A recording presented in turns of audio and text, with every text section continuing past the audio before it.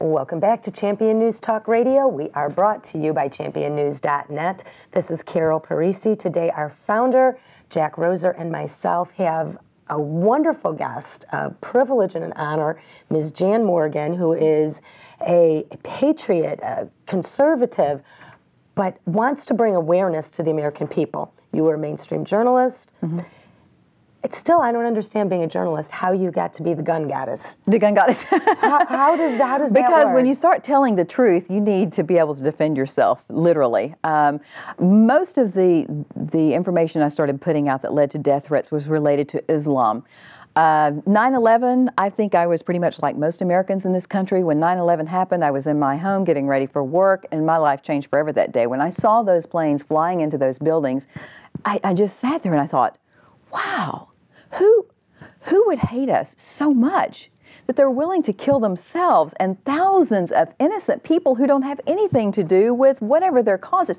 I really had not paid attention to Islam. Mm-hmm. So what did I do? I started reading the Quran. I started studying Islam. And the more I read, the more frightened I became for my country.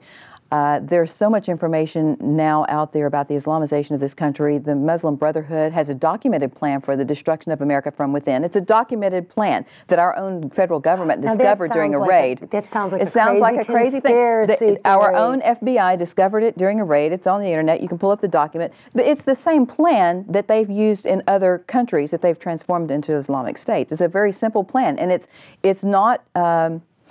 It's not the greatest fear that we should have of Islamization of our country is not about physical acts of jihad. We are so busy focusing on stopping terrorist physical acts of terror from occurring.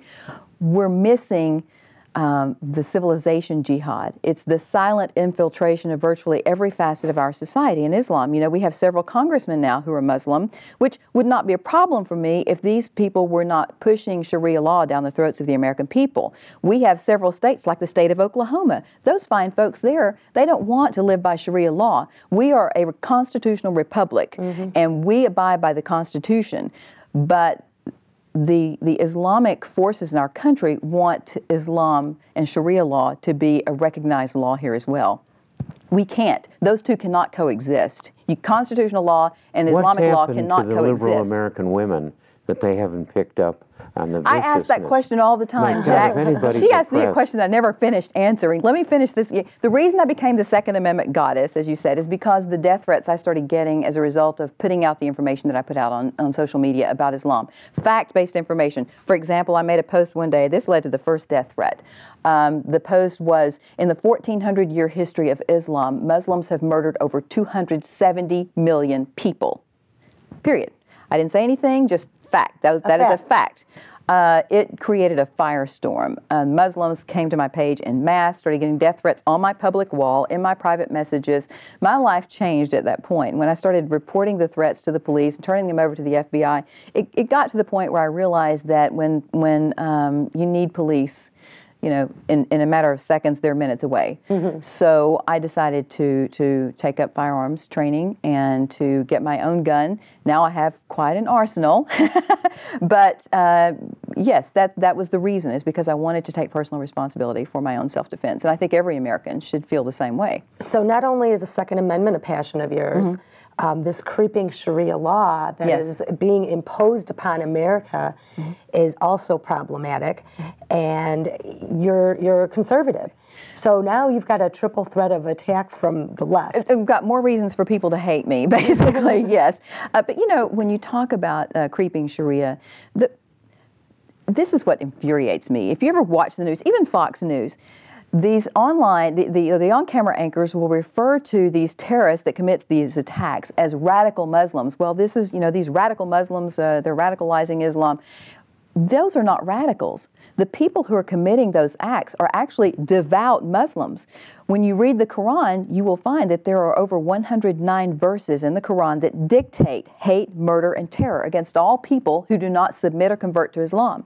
So the people Muslims who commit these acts are simply following the dictates of their Quran. Now, one of the things I posted that generated a lot of controversy, even among non-Muslims, was that my solution. People say, "Okay, Jan, what do you think we should do about this? What are we going to deport all the Muslims?" No, that's not the answer. I think the answer is look at the First Amendment, and we need to define what did our founders mean when they said religion.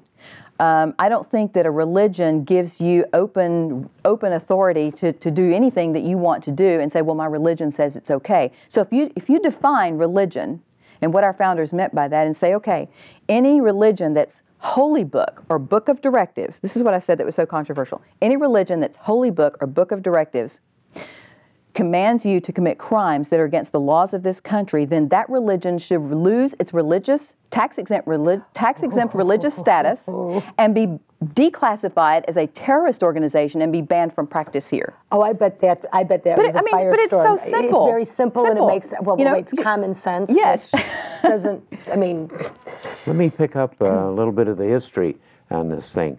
What a lot of people don't realize is a misuse of the word crusade, like as if we had thrown the Arabs out of the Holy Land and so forth. But the fact is that Muhammad came along 600 years after Christ. Muhammad was a documented pedophile and mass murderer. Well, I'm sorry, that's my definition clearly, of him. without even getting that personal, is he was a very militaristic guy and really lived by raiding caravans in those days, which were because of the habit of raiding caravans, why they carried along a lot of soldiers with them. And he defeated one of the major military people of the time in a heavily armed caravan and had a lot of spoils. And he started attributing it to his creation of Allah as the God that gave him all his power. But this is 600 years after Christ. So Christ is gentle and powerful, and this fellow was a very warlike figure. Which, Jack, let me just say this, since you brought that up. What you just said specifically and very clearly outlines the difference between a devout Christian and a devout Muslim. Oh, yes. Muhammad, which is who Muslims are to emulate, he is their Christ, okay? If you emulate Muhammad, look at what he was. Look at how he dealt with the world around him. A devout Muslim, a devout Christian, on the other hand, who emulates Jesus Christ, will take the shirt off his back, go out into the world and preach the gospel and share the gospel of Christ. Give up everything he owns to help spread the good news and human kindness. A devout Muslim, on the other hand, who is following the dictates of his Quran and his prophet Muhammad, will strap a bomb on his back and go out into a crowded building and murder thousands of innocent people. Oh yes, he'll kill his own daughter. So why do liberals defend this? Why do Americans defend Islam? They don't know history. You don't even have to know history. Look at the present time. Virtually every major war going on. Who's at the center of it? Take the history of it. The Mohammedanism grew from way back in the year about 700, but they conquered all of northern Africa. They came through there. They went through all of Spain. And they're burning Coptic Christians today. Oh yeah, and, burning them. They came all the way through the Pyrenees and up into France, and that's where the famous man Martel was and built up resistance to him. But the crusade, what didn't drive the Muslims out of the Holy Land? Just think back, Joshua came in and conquered the land of whatever Jericho. was there 600 years before Muhammad and anything like that. And it was really the Christians and the Jews who were driven out of the Holy Land by the Muhammad people. The crusade was to get back right. what had been. Most people don't know that, though. You're correct. Yeah, a lot of people don't. The press, pretends that the crusade is warlike stuff initiated by Christians to drive out the peaceful And it was not. Islamist people. It's just totally in reverse. Well, you know what? This was actually prophesied to Hagar when Ishmael, who was also the son of Abraham, because Abraham had two sons. He had Isaac and he had Ishmael. Right. And the angel said, your son will be a curse and he will be a fighter. And actually, that Muhammad is the root of Ishmael. So there was a biblical prophecy, but I know that we're not here to talk about Bible study today. But it's interesting how it was prophesied. I am looking forward to talking to you, Jan, more about the Second Amendment, what you're doing for women, right. And you're empowering women. And Jack, we've got the Illinois Pension Scam book we're going to come and talk about. We have time for that. In the Let's continue here. We'll be right back. Stay with us. This is a great show. We'll see you after the break.